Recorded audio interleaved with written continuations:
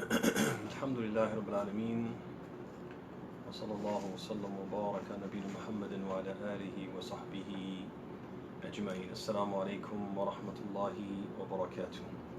Welcome, brothers and sisters, to the second episode in our series, a commentary on the last 10 surahs, or the last 10 chapters of the Quran. And after yesterday's introduction, inshallah ta'ala, today we'll begin with the first of the last 10, and that is Sooratul Feel. And what I like to do whenever I do tafsir is begin with a few introductory or foundational information. I like to provide some foundational information about the surah. One of the foundational pieces of information I like to provide is the names of the surah. That in many cases, the surahs have a multitude or a number of names that by which they have been called or referred.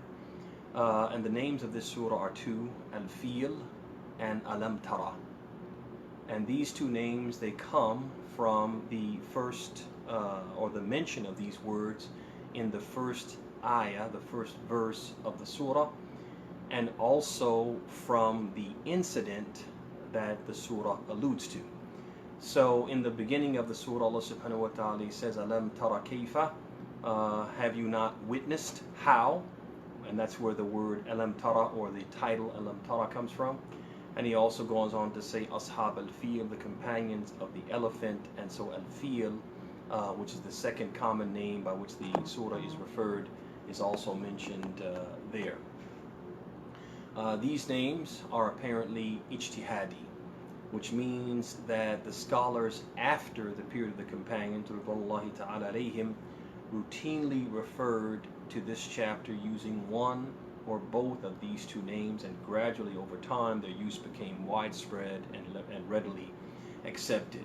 So sometimes the names of the surahs of the Quran are what we call tawqifi, which means that they have come directly from Allah, or they've come from the Prophet ﷺ during the time of Tashri'ah, or they were referred to by that name by the companions of Muhammad ﷺ in his presence, and he approved of it. That makes the name of the surah, or the name of the surah, the name of the chapter, tawqifi, meaning it comes from Allah. It was meant to be as part of our religion, titled thusly. And sometimes the names are what we call ijtihadi, which means that, as we said, scholars after the period of the companions were in the habit of calling the surah by that name. It kind of caught on, and therefore after that period it became known by that name, or referred to by that name. The second introductory point, or foundational point, that I like to mention is whether the surah is Makkiyah or Madaniyah. And what we mean by that is that basically the scholars of Ulum al-Tafsir and Ulum al-Quran have traditionally divided the chapters of the Quran in terms of the Zaman al-Nuzul, the time in which they were revealed, into two time periods. The first time period being the Meccan period, which means that the surah was revealed regardless of where the Prophet was when it was revealed, in terms of his physical space that he was occupying. Irrespective of that, if it was revealed before the Prophet made hijrah, they call that surah Makkiyah. And if the surah was revealed after the Prophet made hijrah, regardless of the space, the physical space that he occupied at the time of revelation, they call that surah Madaniyah. This particular surah, Sooratul Feel, is Makkiyah. By agreement, unanimous agreement of the scholars, they all are agreed that it was revealed in the Meccan period before the Prophet made al-Hijrah. And this particular surah has a very famous but important backstory, and I'd like to mention that before we get to its tafsir. So the scholars have mentioned that a man by the name of Abd'Llah al-Ashram was the viceroy of Abyssinia to Yemen. And this Abd'Llah, because he was living in Yemen, which is part of the Arabian Peninsula, he observed how the Arabs actively made pilgrimage to Al-Kaaba Sharifa in Mecca.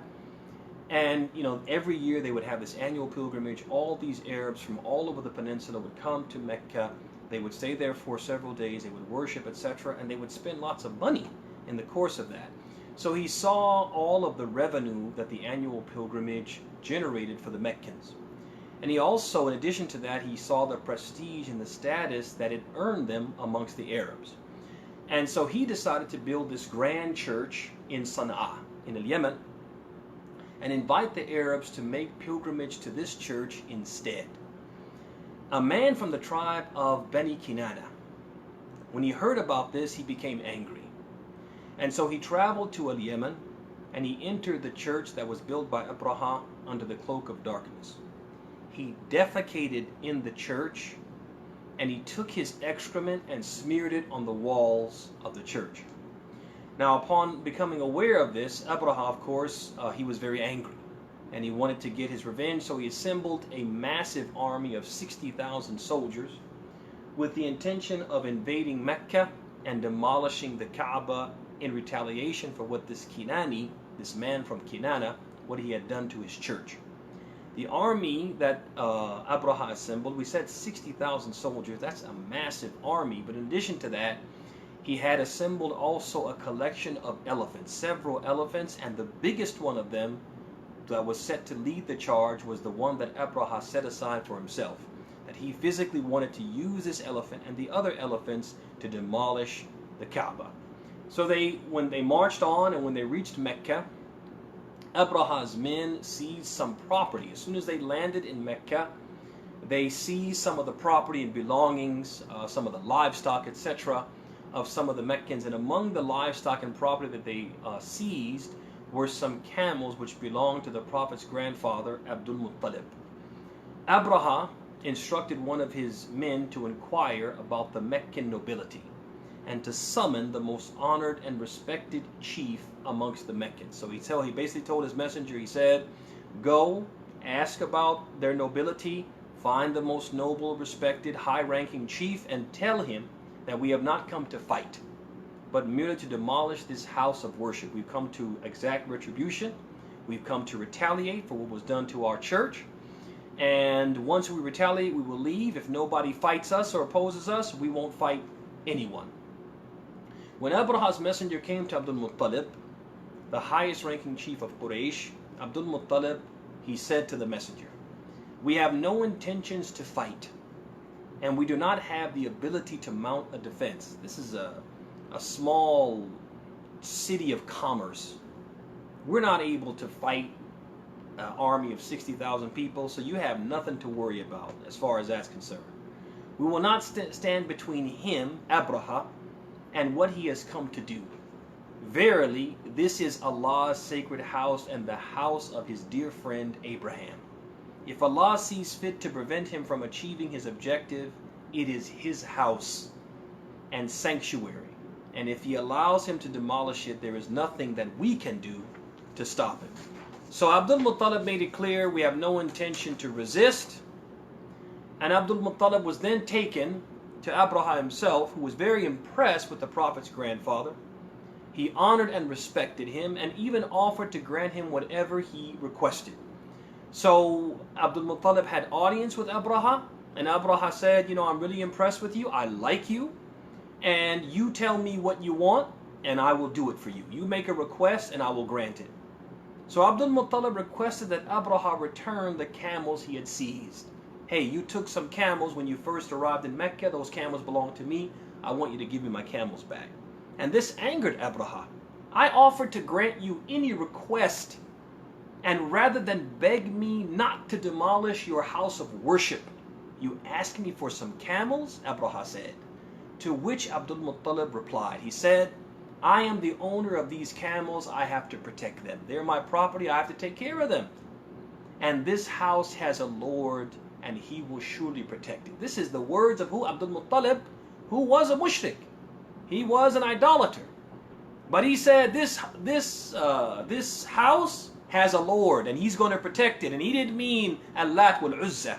He didn't mean those idols around it. He meant Allah Jalla Jalaluhu wa Aduma Sultanu. So upon reclaiming his camels, Abdul-Muttalib ordered the inhabitants of Mecca to leave the city. And once they had evacuated the city and went to the surrounding mountains and valleys to wait out whatever was going to happen and to see what was going to play out, Abraha ordered his army to what? To march forward toward the Kaaba with the elephants leading the charge and the biggest of them at the head of that charge. But when they got to a certain distance from Al-Kaaba Al-Sharifa, that main elephant, it knelt down. And Abraha, he tried to spur it. He shouted at it. He beat the elephant. But the elephant would not move forward. It would not advance toward Al-Kaaba. So ultimately, as Abraha, and the soldiers are standing there, trying to basically,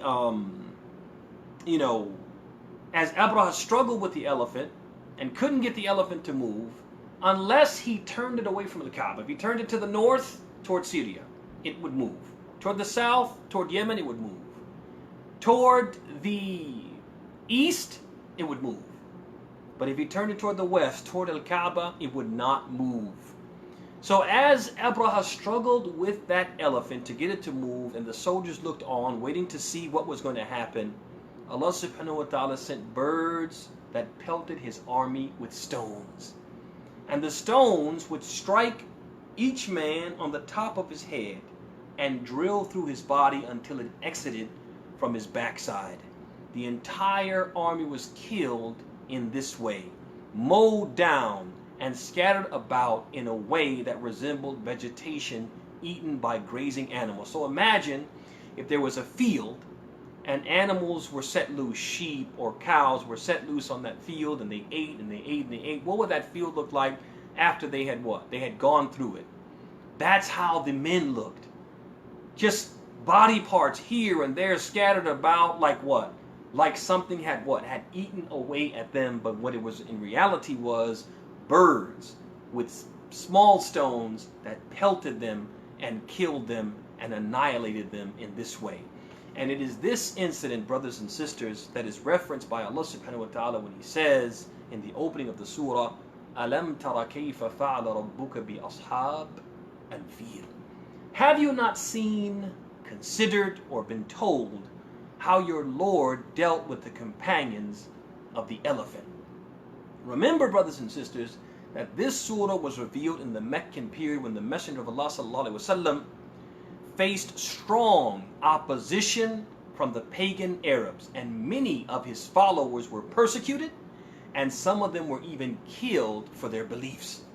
The pagans at that time wielded so much power, so much influence, that the situation at times may have seemed dire and hopeless for many of the believers, or to many of the believers, and even at times to the Messenger of Allah himself, sallallahu alaihi wasallam.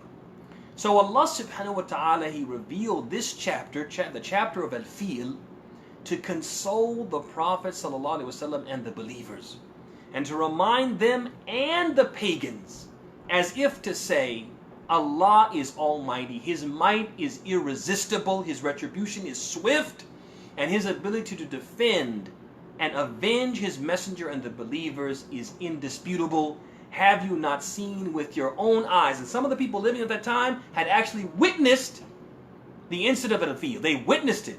Have you not seen with your own eyes? Or been, at least you've been told by people you trust, what Allah did to the owners of the elephant. If he can do that to them, just annihilate 60,000 soldiers and elephants and horses and camels, if Allah can do that to that mighty army, what can he do to Quraysh, whose strength pales in comparison to that of Abraha and the army he brought from Yemen? The Quraysh didn't have 60,000 warriors. They didn't have elephants. They didn't have their equipment. They didn't have their military might, and Allah annihilated them. What can Allah do to Quraysh, the people who are persecuting you, O Muhammad, and the believers? So brothers and sisters, this surah, it serves as both a consolation to the Prophet ﷺ and the believers that the time will come when Allah will destroy their enemies, if those enemies do not repent and abandon their evil ways. And it also serves as a warning to the pagans of the punishment that they are inviting upon themselves if they continue to oppose the truth and harm the Prophet and the believers. Then Allah, he says, أَلَمْ نَجْعَلْ كَيْدَهُمْ أَلَمْ يَجْعَلْ كَيْدَهُمْ فِي تَضْلِيلٍ. Did he not cause their plot to go awry? Meaning, he caused the outcome of their plot, their sinister plan, to be the opposite of what they intended. Instead of destroying the Kaaba as they intended to do, Allah destroyed them. They themselves were destroyed. Similarly, Allah is teaching us through this surah by reminding us of this incident that Allah can foil the plot of every faction of the disbelievers regardless of time and place. No matter how devious or well contrived their plan, and no matter how powerful they may appear, and how powerless the believers may seem. Sometimes we look at ourselves and we say, La hawla wa la quwwata lana. We have no power, we have no might, we have no military, what can we do? We're at their mercy, we're powerless, and they seem so powerful. Allah is telling us, regardless of how powerful they seem, and how powerless you seem, Allah has the power to grant victory and give retribution to the believers, and to avenge and to defend the people who believe in Him. This is the message. Then he says, وَأَرْسَلَ عَلَيْهِمْ طَيْرًا أَبَابِيلَ, and sent against them birds, ababil. Birds, brothers and sisters, of an extraordinary kind. These were not ordinary birds. With beaks like those of birds, but legs like those of dogs, according to some of the Mufassirun, like Ibn Abbas. Other Mufassirun, like Ikrimah, they said their heads were like those of beasts of prey, like lions' heads, right? And they also differed, the exegetes, they differed about the interpretation of what does Allah mean when He says ababil? Tarmihim, arsal alayhim tayran ababil. Sent upon them birds ababil. Some of them said ababil means coming from every direction. Everywhere you look, you can't run. You see a bird coming behind you, so you go to the right. There's birds coming from the right, so you're running toward them. You turn to the left, birds from the left. You turn up front, they're in front of you. You turn back, they're behind you. Coming from all directions. Coming in waves. So one wave comes and kills a group and you think, okay, alhamdulillah, we're safe.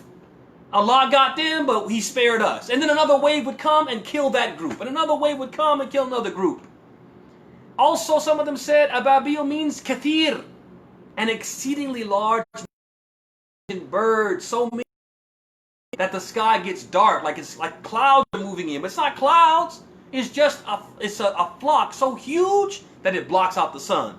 And some of them said various colors. They had different colors and shades. Ababil could mean any one of those things or all of those things. Allah goes on to say, Tarmihim bihijaratin min sijil, striking them with stones of hard clay. Stones the size of pebbles or chickpeas.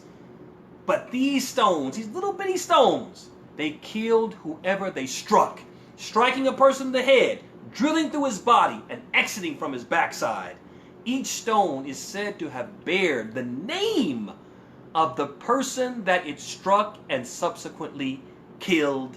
فَجَعَلَهُمْ كَعَصْفٍ مَأْكُولٍ, and made them like straw. What are the lessons, brothers and sisters? What are the takeaways that we can take away from this amazing surah, Sooratul Feel?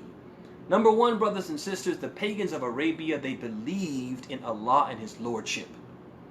They believed that Allah is the creator, the sustainer, the doer of what He wills, the protector of His house, etc. They believed in rububiyatillah. But that was not enough to make them believers. Wasn't enough to make them Muslims, because although they believed in Allah, they associated partners with Him in their worship. And this lets us know, brothers and sisters, it's not enough just to believe in Allah and that in His Lordship He created us, He sustains us, He gives us life, He gives us death, and we think that that's tawheed. We think that that is deen, that is being a believer. No, beyond that we have to believe that He is the only deity worthy of worship, and this is really the heart of a tawheed. This is really the crux of a tawheed. Allah subhanahu wa ta'ala says, وَمَنْ يَدْعُ مَعَ اللَّهِ إِلَهًا آخَرَ لَا بُرْهَانَ لَهُ بِهِ فَإِنَّمَا حِسَابُهُ عِنْدَ رَبِّهِ إِنَّهُ لَا يُفْلِحُ الْكَافِرُونَ. And whosoever worships a deity besides Allah for which he has no authority, His recompense is with his Lord, and indeed the disbelievers will not be successful. Allah called the people who associate partners with him in their worship, even if they believe in his lordship, he called them kafirun, and he said they wouldn't be successful. Number 2 from the lessons, brothers and sisters, Allah defended his house, which at that time had become a shrine for paganism and idolatry. And in the course of that defending of his house, he defended the idolaters against the Christians, who are generally closer to the truth than the idolaters, than their idolatrous counterparts. So if you look at it, let me say that again. Allah subhanahu wa ta'ala, he defended his house, which at that time had become a shrine for paganism. In the course of doing so, he also defended the pagans against Christians who are generally better than their pagan counterparts. They're not perfect, but they're better than the pagans.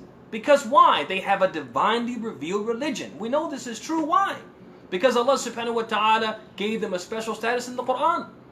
He didn't permit Muslims to marry mushrikeen, mushrikat. A Muslim man cannot marry a pagan woman, but he can marry a Christian woman, a Jewish woman. Allah subhanahu wa ta'ala didn't permit the Muslims to eat the meat of the pagans, but permitted the eating of the meat of the Jews and Christians. Al-Muhim, this shows that they're what? They're better than them. Even though they're not perfect, they're not believers, they're better than them. But in this case, Allah subhanahu wa ta'ala aided the idolaters over them. Why? Because at that moment in time, the idolaters were better than them. Why? Because what the Christians were trying to do. They were trying to destroy Allah's house, the house of Allah built by his Khalil, Ibrahim. So the pagans at that time were better than them, and Allah helped them against the Christians. There's a lesson in that for you and me, brothers and sisters. The lesson in that for the Muslims is that we have to be on our game. We have to believe in Allah and act like we believe in Allah. Because if we slip and we allow ourselves to be worse than the non-believers, then Allah subhanahu wa ta'ala is going to help them against us. He may give them victory and support them against us and cause them to prevail while making us fail, or allowing us to fail. وَيَدُلِّ ذَلِكَ, and وَيُؤَكِّدْ ذَلِكَ, this is further confirmed and emphasized by a statement that Umar used to make when he would send the expeditions out to battle. He would say to his generals and to the soldiers in general, he would say to them, نَحْنُ لَا نُقَاتِلْ أَعْدَاءَنَا بِعَدَدٍ وَلَا عُدَّةٍ. He would say, oh my brothers, you're going to battle. But I don't want you to think that we fight our enemies with our numbers, a large number, because we're going to win, because we have all these soldiers. وَلَا عُدَّةٍ, equipment, armament, weaponry. That's not what we fight our... We take these things with us as a part of tawakkul, but we don't believe we're going to win because of our numbers, and we don't believe that we're going to win because of our weaponry. بَلْ نُقَاتِلْهُمْ بِهَذَا الدِّينَ الَّذِي فِي الصُّدُورِ. Nay, we fight them with this religion which is in our hearts. فَإِن كُنَّا نَحْنُ أَفْضَلَ مِنْهُمْ. So if we are better than them, if we are more committed to our faith than they are to their faith, انتصرنا عليهم, we will be victorious over them. If we're the people of truth. If we hold fast to the truth, we are going to win. No question about it. وَإِن كَانُوا هُمْ أَفْضَلَ مِنَّا. But if they are better than us, more committed to their falsehood than we are to our truth, then they are going to be victorious over us. So we have to pay attention to this, brothers and sisters. We are failing not because our deen, we are failing because we are doing wrong. We're not following the deen the way the deen is supposed to be followed. Number 3 from the lessons and takeaways is this surah is a consolation for the messenger and for the believers in every time and space. That Allah subhanahu wa ta'ala is going to give us victory. He's going to protect us as long as we do our job and stay committed to the deen. Allah is going to protect us and defend us and exact retribution and avenge us against those who are harming us. Number 4 from the lessons, that the believer should never feel outnumbered, never feel defeated or powerless. If we are with Allah, Allah is with us, and if Allah is with us, who can be against us? Alam tara kayfa fa'ala rabbuka bi ashabil feel. Have you not seen how Allah dealt with the companions of the elephant? 60,000 soldiers well equipped, accompanied by several elephants, and they couldn't do anything. Allah handled them with birds with small pebbles. Have you not seen this? You're never defeated. You're never outnumbered. It's never hopeless. If you're with Allah, Allah will be with you. If Allah is with you, nobody can be against you. Number 5 from the lessons, a reminder and a warning to the disbelievers of the consequence of their disbelief and opposition to the truth. Number 6 from the lessons, Allah can use something small and apparently harmless, apparently innocuous, to exact retribution against his enemies and the enemies of his worshippers. And a good example we have from today, from our current context, is COVID-19. COVID-19, a virus that you can't see except with extremely powerful microscope, has decimated cities, has killed hundreds of thousands of people and infected millions. Allah subhanahu wa ta'ala's power, he can use something small, something we don't expect, something that we consider to be something that we can overcome. He can use that small thing and just with that. That's Allah's power.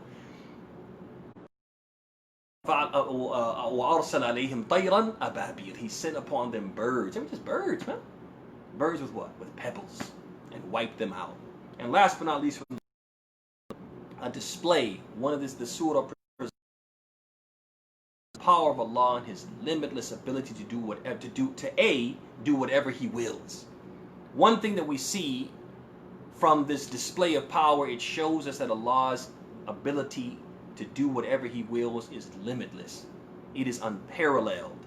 And so what does that teach us? We should not hesitate to believe in the unbelievable. We have a lot of people nowadays who will tell us that there are things in the Quran that are problematic. And they're hard to believe in given what we know about science and technology. Encourage us when we find those things, us in general and our youth specifically, when they come across those things in the Quran that are hard to believe, just don't believe in them. If you can't make sense of it and you think that science disproves it, just don't believe in it and say that's not what Allah meant. That's what they tell us. No. Part of being a believer is believing in the unbelievable, believing in things which go against human reasoning and seem to go against the laws of nature. Why? Because Allah's power is not nature. He can send birds with the heads of lions, carrying small pebbles, dropping those pebbles and annihilating people with those pebbles. It sounds unbelievable, but Allah can do anything, even what we cannot fathom and we consider to be unbelievable. And Allah tells us in the Quran, Ya ayyuhalladhina aminu. Believe, meaning what? Believe in the unbelievable. Whatever has come to you from Allah because it is truth.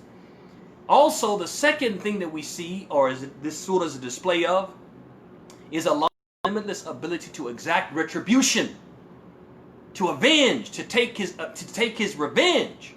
And so therefore we as believers and just human beings who've been created by Him should fear Him. Fear Allah subhanahu wa ta'ala.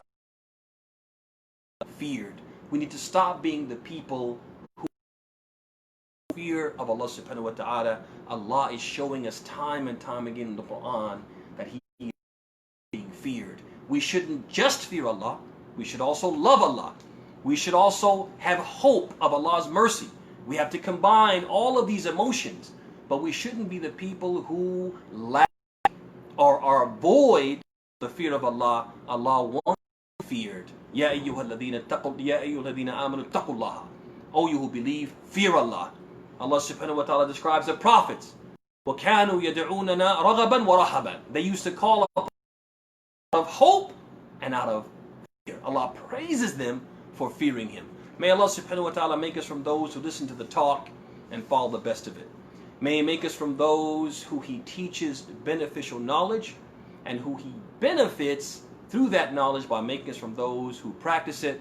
We ask Allah subhanahu wa ta'ala to to bless your houses, to bless your spouses, to bless the remainder of your day, to bless your families, and to bless you and make you blessed wherever you may be. هذا وصلى الله وسلم وبارك على نبينا محمد وعلى آله وصحبه أجمعين والسلام عليكم ورحمة الله وبركاته.